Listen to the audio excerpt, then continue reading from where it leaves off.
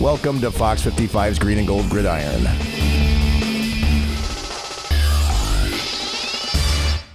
Hello, everyone, and thanks for joining us on Fox 55's Green and Gold Gridiron. I am Brian Groff, alongside former Packers and Badgers offensive lineman Bill Ferrario. How's it going, Brian? Excited to be here.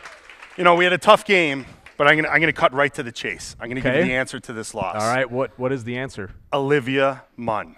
She gave a horrible interview earlier in the week. We got a very private quarterback that doesn't like his private life out there, and she broke the code of silence, and I think it really disrupted him. And everything followed suit with the offense after that. Our defense played well this week. I was happy with our defensive play. I was very disappointed in our offense. So you summed it all up, so we're done with the show.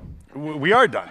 I feel bad. I hate her for that. I do like her show on HBO. I watched it Sunday night. I still watched it, but I'm very disappointed with what she did there. There's a code. You don't talk about personal lives during the season. She broke it. I'm sure he had some words for her after that. We'll continue to talk throughout the rest of the half hour on other subjects as well that may have contributed to that loss. We'll see if we can figure that out. Others. Aaron Rodgers, one of the worst games of his career. Throws a couple picks, hadn't thrown an interception in a long time. Some of these as his fault. The other ones have been off deflected passes. Really never got in a rhythm. He couldn't find targets, and then when he did find targets, those balls were dropped. It was tough. You know, a tipped pass for an interception, there's not really much you could say about that. But some of the passes he made, some of the alignment for the offensive guys was just bad position, bad timing, just bad all around on offense. Usually a pretty good game if you can hold the other team to 4 field goals. So the defense, as you mentioned, they came to play, and they really bounced back from that second half, especially against Atlanta. They did, and there's always 3 phases to the game: offense, defense, and special teams, and 2 of our phases failed. Offense, obviously, it was a poor breakdown on offense. Special teams giving up a punt return. But defense, I'm liking what our defense is doing. And for us to have success the remainder of the season, our defense has to play like that. Now we just need those other 2 phases to pick it up. Still, when it's all said and done, they get the football under 2 minutes to go, but they can't do much with it. We know that we love to focus on the offensive line, and that's why we not only have you, but another offensive lineman not named Keith Roerdink, who will join us later on in the show. So we're going to talk about that, but they were still, after everything, in a position where they could potentially win that game. They did. It was a struggle overall offensively. I say it all starts and ends with the offensive line. In that game, the offensive line definitely was a part of that breakdown on offense. They dropped out of that number 2 seed in the NFC, and really because those teams are very much bunched together, it's going week to week throughout the end of the season. So they drop down.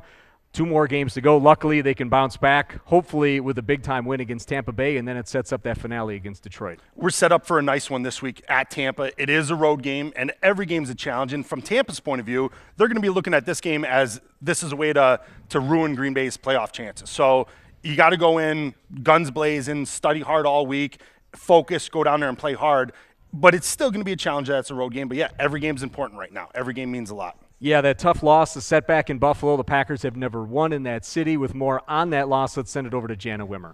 As you guys talked about, the Packers offense really struggled on Sunday, and Aaron Rodgers recorded one of the worst statistical days of his career. We take a closer look in this week's Breaking the Huddle. And guys, the Packers are 0-5 all-time in Buffalo. And some more statistical oddities. Kyle Orton is 5-2 against the Green Bay Packers, also defeating them with the Bears and the Kansas City Chiefs. Remember that one regular season loss a couple of years back. And the Bills swept the NFC North, so 4-0 against those division teams. Hard to believe both of those. Between the Kyle Orton stat and the losses in Buffalo, that's tough stats to swallow right now. Helps when you have a good defense playing on your team as well. We have much more to come here on Fox 55's Green and Gold Gridiron. We will bring in Keith, more with Jana, Bill Ferrario, and our special guest, a former teammate and roommate of our own Bill Ferrario. He's coming up next after this. We are back on Fox 55's Green and Gold Gridiron. I'm Brian Groff, Bill Ferrario on the other side of the table, and we welcome in Keith Roerdink, as always, from PackerReport.com. How's it going, Brian? You know, last week, well, considering. Yeah, all things considered. Last week we sat up here. We decided Aaron Rodgers was one of the best quarterbacks to ever play the game, and of course he goes out and has a career worst game. So, you know, what are you going to say? You guys talked about the drops, you know, the miscommunication with the receivers. I think you have to tip your hat to the Buffalo defense too. Consecutive weeks they shut down Peyton Manning and then Aaron Rodgers. Yeah, they did in back-to-back weeks. A very good effort for them. We'll talk about that in just a bit. Bill, you get to do the honors introducing our special guest. I do. Thank you very much. We have a Wisconsin native who started at Racine Park High School before playing for the University of Arizona. Made the Packers as a free agent in 2002, played 59 games for the Packers with 8 starts over 5 seasons. He was number 71 for the Packers and number 1 in every Packer fan's heart. Please welcome Kevin Barry. Thank you. Can't beat that introduction. No, you can't. I can't even top it myself. Now the whole roommate part, we want to hear stories. We want to hear background. You two guys as roommates and teammates with the Packers. Well, the top shows are like Seinfeld was a big one that helped us through like training camp. Yeah. Seinfeld, and then Fee, obviously a big Sopranos guy, so we had to watch Sopranos. And just a quick side note, he called me Fee. My nickname in Green Bay was Fee because we had certain, not Kevin, but certain offensive linemen that couldn't pronounce the name Ferrario. Like I know there's not a lot of Italians out here, but it's not that difficult of a name with all these Polish names we have in this community. That Ferrario is that big of a challenge. All he could get out was Fee. So now, 10 years later, the nickname Fee has still stuck. You were famous for the U71 package, yeah. And Mike Sherman loved to run this. You reported as an eligible receiver. Tell us the background. How did that come about, and why do you feel that became so successful? It started. The first time we did that was against Chicago, and with the 5 starting linemen that they had at the time. I mean, you had Tausch, Wall, Marco, Flanagan, and Clifton. You got those 5 guys starting, but they knew they had a 6th guy that they could put out there to help with the run block, and that's how, like, well, let's put him at tight end. Not to throw at him, but we'll have him run block. So that's what happened with that. And it just became so successful from just like a few plays to became like a big sheet of like all these little plays that they want us to do with that. So. And that's when Amon Green was in the backfield. I mean, you guys, it was Mike Sherman, you had Amon Green. I mean, that was power running football, right? Oh, yeah. Well, when you got a size of line like we had, it was like just run it. Mm-hmm. And now, did they? Now I know, Brian, you said the U71 package. There was another name for that too, wasn't there? The U Bacon. That's also another list of names too. The U Bacon. Did that tie back to the breakfast? Yeah, that tied back to that. That's right. Now, as you look at the offensive line this year, there's been a lot of talk, and we do it. I don't know why we talk about the offentive line so much, but we do. Because everything starts and ends with the offensive line. Right there. It ended on Sunday with the It did. It started with a star from HBO, and then ended with the offensive line. It did. So the unsung heroes. So. Brian Bulaga went out with that injury, and that was sort of rubbing salt in the wound on an interception. J.C. Treader comes in. He doesn't have a whole lot of experience playing in games at tackle. As you guys look at this, how do you see he was getting some help, but then you get the ball near your own goalpost, and then all of a sudden he doesn't have help. As an offensive lineman, as you go in there, Mario Williams is on the other side. What's the approach you take when you come into a game in that situation? Well, especially when you're backed up like that in your own end zone like that, you got to really just buckle down and go out there and handle your business, especially when you're also a tackle too, because they say like tackle's on an island, so you don't really have help from like your guard or anything. Like you got to just kind of take care of that guy on your own. But also being a rookie, it's a little nerve-wracking, I'm sure, probably for coming in like that, just getting thrown in the mix. Because they were doing so well the last couple of games because all the linemen haven't got really injured, so they know how their guy next to him works and stuff. So I agree with Kevin. There's a lot of pressure being put out there at tackle. That's one position I never played in. I was happy. I never did have to play it. I loved playing center. You always had help on both sides. Guard was fun. You got to help out the tackle, but playing tackle and being on that island where you have no help on those plays when you have no help on your inside or outside, there's a lot of pressure being put on you, and you're usually going against either the number 1 pass rusher or the number 2 pass rusher on the defense. Yeah. As an offensive line, I think we always take heat for what goes wrong, and I'm sure he did and the line did, but now looking at it from the outside, I'm surprised that they didn't have help with him. I'm surprised that with Aaron and shotgun, they still had him dropping back even further. The ball actually got tipped out 9.5 yards behind the line of scrimmage. So why all that happened when you're backed up in a situation where you could still win the game, that's what I had questions on. Obviously, the blame goes to the O-line because that's where the pressure came from, but there are a lot of other questions surrounding that play and that call that you'd want to make at that time of the game. And there were a few suspect plays for sure, I think, from the run-pass mix to that final play, absolutely. And Keith talked about it too. Here this Bills defense goes from facing Peyton Manning and pretty much shutting him down to shutting down an Aaron Rodgers-led offense. The Bills lead the NFL in sacks, but they don't bring a lot of pressure, and they set their ends pretty wide. So as you look at that defense, what do you think it was about them on that side of the ball that was posing the problems the past couple of weeks? Well, I'll take it. I think on the running game, I think it doesn't stop you from running, but what it makes you do is you either have to run inside plays, inside the tackles, or you have to run counter-type action where you're kicking out that outside man on the line, where you're not going to be able to run a sweep or a zone and get that outside corner around that widest technique. It's just not going to happen. Because wherever your widest guy, your tackle, your tight end lines up, that defensive end is just going to keep going wider. So you have to either establish that inside run, which Eddie Lacy's been able to do in the past, and or you're running a counter action where you're blocking half your defense down at an angle and you have a guard or tackle pulling to kick out that end man and open up a hole over, if you're running to the right, over that right tackle's position. So I think that's primarily what it's doing. I don't have to say anything then. He done got it all right there. That's why I'm ready to say much now. He's offensive line, we know. That's why he's the analyst. And you talk about Lacy and Starks, and they were running the ball real well. And if you come down on some of the play calling, people are wondering why didn't they run more? What do you think that is? Where does that come from? Is it you put that all on the coach? Is it because Rodgers has a run pass option when he comes up to the line of scrimmage? Well, they have been taking it more, doing a lot of ground running, but at a certain point you got to take it to the air. And unfortunately, that big play I know that Jordy missed, I'm sure he hates that one there. But it's one of those things where if you can't really establish on the ground, then you got to go to the air with it. I think they had 46 dropbacks by Aaron. He ran on a few of those, 22 rushes. But the way Lacy was running, especially he had those 3 plays in a row. It was like 20, 17, 22. You wish they had stuck with more of that. And in a game that was so tight, you would have liked more balance, I think, especially. There is times where you kind of get away from the game plan that you had set that you were going to do, like run with Lacy or whatever. All of a sudden you're just like, okay, the score. Maybe you just try to go a different route with things, and that's probably what happened. I'm sure with that high-octane offense, they just felt like, we're missing. It's going to click. We're going to hit on something. Didn't happen. To change direction just a little bit, earlier this week, the Packers lost one of their own in their family, Fuzzy Thurston, guy who wore number 63 like Bill did when you Great played. Guy. You got to know him. What kind of memories stand out? Well, I got a chance to work a lot of events with him. He was just always a fun guy. He's always going to give you a big hug and kiss and tell he loves you and all that stuff, just fun to be around. And I'm going to miss having that around. I agree with Kevin. I think one of my first memories I have of him was my rookie year when we came out to Green Bay and they announced the rookies. Fuzzy actually came up to me at this event and said he was honored that a guy like me was wearing his number. So to me, I'm a humble guy to begin with, and that, I told him he shouldn't even say that because I'm so honored to wear his number. But one of the funny stories I have about Fuzzy and my relationship with him was on Fridays, we typically got done with practice around noon on a Friday. Well, my wife, Stephanie, didn't know that my rookie year, and I used to come home around 3:30.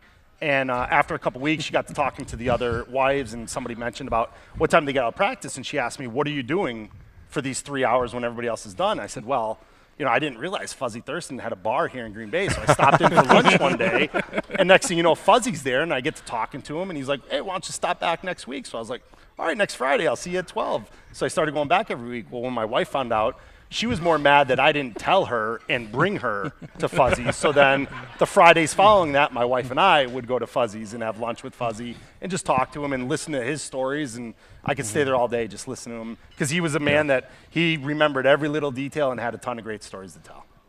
Great guy, great representative of the Packers. We're going to turn our attention now to our Titletown topics. Jana, what's the first one? Guys, the Packers punt team ranked 3rd in the NFL in return yards allowed, but Marcus Thigpen scored Buffalo's only touchdown on a punt return for a touchdown. Combine that with a blocked field goal, and guys, is there cause for concern on special teams? I don't think there's cause to go into a crazy panic. I think we had a big issue on one play in the game, that punt return. I think they have to study it on film. They have to work on it on the field. But special teams plays everything from kicking an extra point to kicking off after a touchdown. If one guy's out of position or one guy hits the wrong shoulder, hits the wrong lane, disasters can happen, and we saw it on this play. And it's just something they have to refocus, look at the play, practice it, and make sure it doesn't happen again.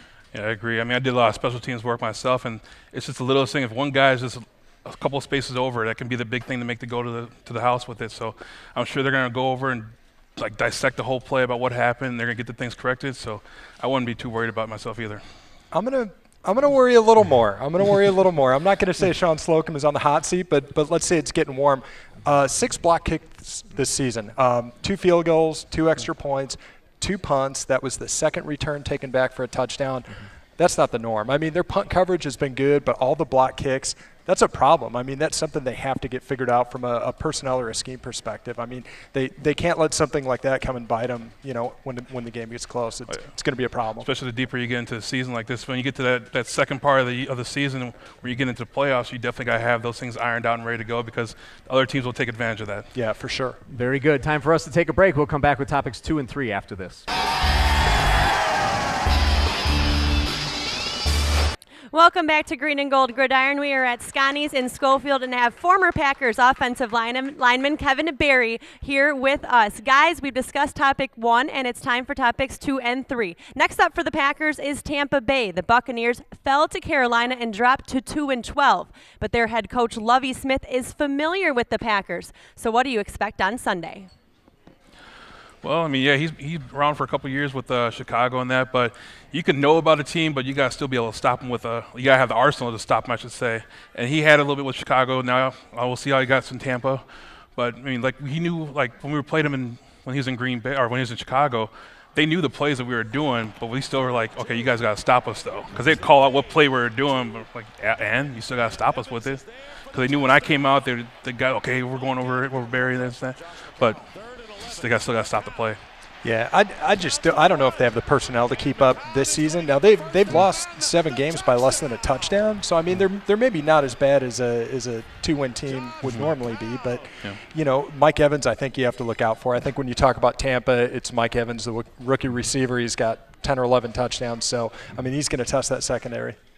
And I'll give them that they'll have a little bit more of an edge playing us that he does know is a little bit more familiar with the Packers, probably knows some of the calls, has been used to seeing the formations. But like Kevin said, you can know all that, but ultimately you got to stop the play. You got to be able to get through the offensive line. You got to be able to tackle Eddie Lacy and be able to get pressure on Aaron Rodgers. It's one thing to know it, but to stop all that's a totally different category. Bill, I'm curious, what happens in Tampa if you're running late? Well, I'll tell you, my second year with the Packers, I was running late. I had a special teams meeting that none of the other offensive line that I was out to dinner with had. And fines are pretty steep if you miss meetings. And you could miss, in a course of 20 minutes, miss 3 meetings, which could total around $20,000. And I was never a guy that paid a fine. Any money I got stayed in my bank account. So one time we got done with dinner, we could see our hotel across the canal. And the cab driver said it would be about 45 minutes by cab. We found a guy that happened to be working in a boat, convinced him to take the whole offensive line in the boat across the channel, and we literally climbed up the side, and I bolted, ran into the hotel with my playbook in hand, and made it with about 2 minutes to spare after a boat ride down in Tampa. You got to keep your money. Got to keep the money. That's Absolutely. a good story. I enjoyed that one. Jana, topic 3. The NFC race is wide open. Green Bay could finish anywhere from the number 1 seed to out of the playoffs. Guys, which team or two are the leading contenders to represent the NFC in the Super Bowl? I think the loss at Buffalo is still the anomaly. I mean, this is a great offense. You got to love how the defense played it. They gave up the fewest yards they have all year. I love what LaTroy Guyon is doing up on the D line. I think they're coming together in the linebacker and secondary. Guys like Sam Barrington with what Clay Matthews is doing. So I still say Green Bay, and you got to look out for Seattle. And the thing with Seattle, they do what Detroit does well. They do what Buffalo does well. They rush with their front 4. They drop the rest of the guys. They clog those pass lanes. And I think Dallas too. Dallas is 7-0 on the road. So Dallas isn't worried about where they go or home field advantage. So you absolutely have to look out for them. I think for once in a rare while, I'm agreeing 100% here with Keith. That's what I like. I've been waiting. Well, offensive line, we start to think alike a little bit. But, the Packers have that really good package right now. Their defense was the part of it that I was always looking at that was real suspect in years past. And this year with the addition of Peppers, with the way they've just been playing better as a whole, I'm really liking Green Bay. And with Seattle, yes, I'm biased with Russell Wilson out there, but overall they got a good defense. They're playing well on offense. And what I like about Seattle is they're a team that finds a way to win. And I think to be able to win a Super Bowl, to be able to win that many games through the regular season and make it through the playoffs, you have to have that, just find a way to win. It doesn't always have to be pretty, but find a way to get that W. So I'd pick Seattle and Green Bay. I got to stick with the O-line on that one because you got to stick with Green Bay. And, you hate when it comes down to where you have to, when your chances are relying on some other teams with, wins and losses. But I still think Green Bay's going to bounce back from these losses and, iron out whatever they need to get done and just go out there and handle their business the next 2 games. Kevin, it's almost as if you had been with us all year. You fit right in with the flow. Lineman, of we this stick show. together, so that's why. Bill's sick. We'll just get you a polo and sit you over there. Just have Kevin come in for me. So. Right now, Ron Holstrom is smiling as well. We're going to take another break. We'll come back. We'll have Bill's breakdown and our pick'ems.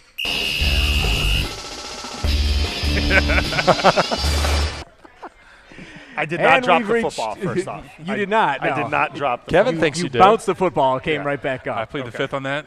For Bill's breakdown, we talked about this play earlier, but we're going to break it down a little bit more. Packers had the football near their own goal line, and Rodgers is stripped of the ball. If you could take us through the play and what happened here, Bill. Sounds good. Bad play all around. Obviously, we have Treader at tackle, a guy that's unfamiliar with the position, hasn't been playing it that much this season. And it starts off with him giving up pressure on Mario Williams, although I will fight for him a little bit and say he did have Mario Williams 9.5 yards back in the backfield. Now I'm going to question the play call a little, and the offensive scheme here is why we have Rodgers in shotgun when we're already backed up and having him drop back even deeper, where when we see the play, when it rolls again, the ball is going to get tipped at 9.5 yards deep. For an offensive line, and Kevin could attest on this, like, hey, maybe you should have had him at 10.5 yards when he was running back. But this is a guy that hasn't played that much this year, hasn't played that much tackle, and from the play call, I think is poor. Rodgers knowing you have an inexperienced guy to tackle and not checking to see how he's doing with the block, I think is poor. Not having somebody help him or slide the protection, I think is an issue as well. So all around, you could see it's not the best block in the world, but he does get him deep. He tries to push him around, and Rodgers was just set back too far. If he caught a glimpse of him, he had a chance to step up in the pocket. Just bad play all around.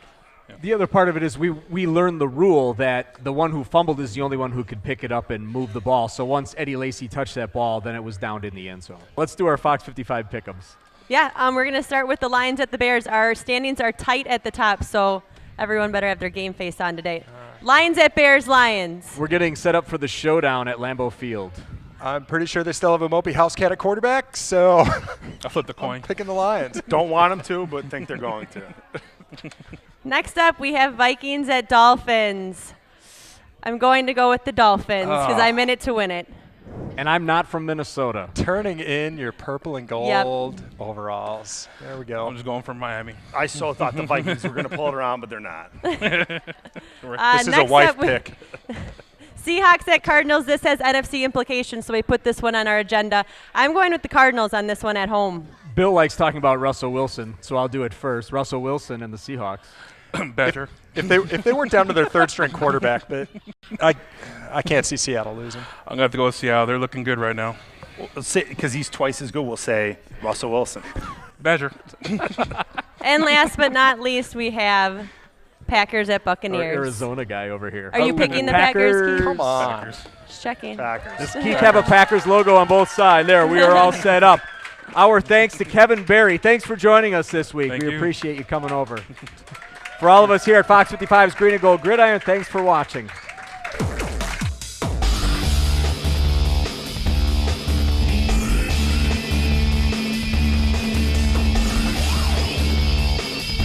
Thank you for watching Fox 55's Green and Gold Gridiron.